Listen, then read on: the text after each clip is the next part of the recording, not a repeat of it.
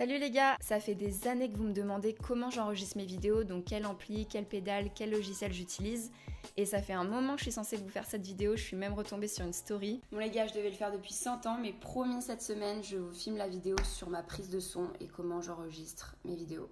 Voilà, juste pour vous prévenir, comme ça je suis obligée de le faire. Vraiment, je suis une grosse mytho, ça choque qui? Enfin bon, vaut mieux tard que jamais, je vais enfin vous montrer tout ça dans une vidéo donc qui s'adresse plutôt aux débutants dans la mesure où je fais ça de manière très simple et très intuitive et que je suis loin d'être ingénieur du son. Faut savoir qu'au niveau de l'interface audio, j'ai testé plusieurs choses. Donc si vous me suivez depuis un moment, vous savez que dans ma première FAQ, je parlais de Lyring 2 avec lequel j'ai enregistré quelques vidéos. Donc c'est un outil qui est vraiment pas cher et pratique, mais pour le coup j'avais quelques problèmes de larsen avec, je vais pas vous le cacher. Donc voilà, c'est quelque chose qui peut dépanner, mais je vous conseille pas d'avoir uniquement ça. J'ai ensuite utilisé pendant un moment la M-Track de M-Audio, qui fait vraiment bien le job. J'avais pas de latence, pas de larsen et un son vraiment correct avec peu de souffle.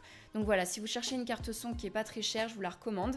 Et depuis peu, j'utilise un classique, donc c'est la Scarlett de Focusrite, et pour le coup, elle est un petit peu plus chère, mais elle est vraiment géniale, j'ai rien à redire dessus. Donc c'est simple, pour m'enregistrer, je branche ma guitare à l'interface audio, qui est elle reliée à mon ordinateur.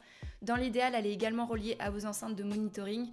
Moi, pour le coup, j'en ai pas, donc je m'enregistre au casque depuis des années et ça fait le taf aussi. Il vous faut ensuite un logiciel qui va vous permettre de capturer et de modifier le son. Donc comme vous avez pu le voir, j'ai changé pas mal de fois d'interface audio, mais j'ai toujours utilisé le même logiciel et ce logiciel c'est GarageBand.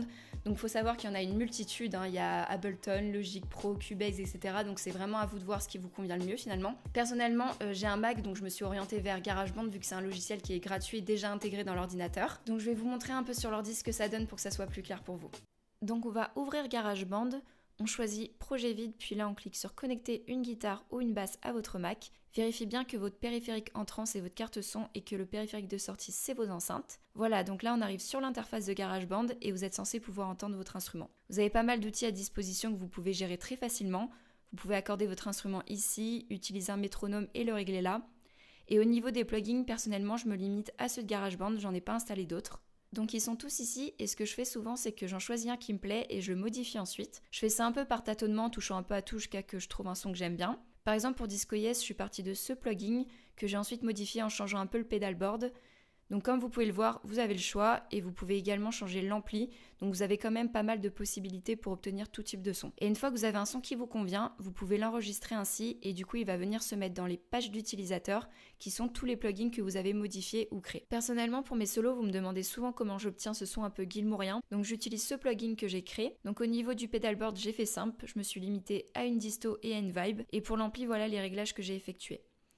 Ensuite, vous êtes également nombreux à me demander où je trouve mes backing tracks. Donc pour la plupart, je les trouve tout simplement sur YouTube et quand il n'y en a pas ou qui sont de mauvaise qualité, je m'enregistre sur la bande son originale comme je l'ai fait notamment pour DiscoYes, Wet Sand ou encore Sex on Fire. Et pour le rajouter à votre projet, vous devez simplement le glisser ici et quand vous êtes prêt, vous vous enregistrez en appuyant sur ce bouton. Voilà. Ensuite, au niveau de la vidéo, j'utilise un Canon 700D ou un Canon G7X. Et au niveau des logiciels, donc j'utilise iMovie quand je fais des vidéos simples, par exemple les covers en face cam. Et quand c'est des vidéos qui nécessitent un peu plus de travail, notamment pour les vlogs, j'utilise Final Cut Pro. Et enfin, pour enregistrer le son d'une guitare acoustique ou encore du chant comme je l'avais fait avec les vidéos avec Isri, j'utilise un micro Shure qui est le PGA 181. Donc voilà, vous savez tout le matériel et les logiciels que j'utilise pour enregistrer mes vidéos. Donc j'espère que ça vous aura un petit peu aidé et éclairé sur le sujet. Et si vous avez la moindre question, n'hésitez pas à me la poser en commentaire. J'espère en attendant que vous êtes tous en bonne santé chez vous et on se dit à très vite dans une prochaine vidéo.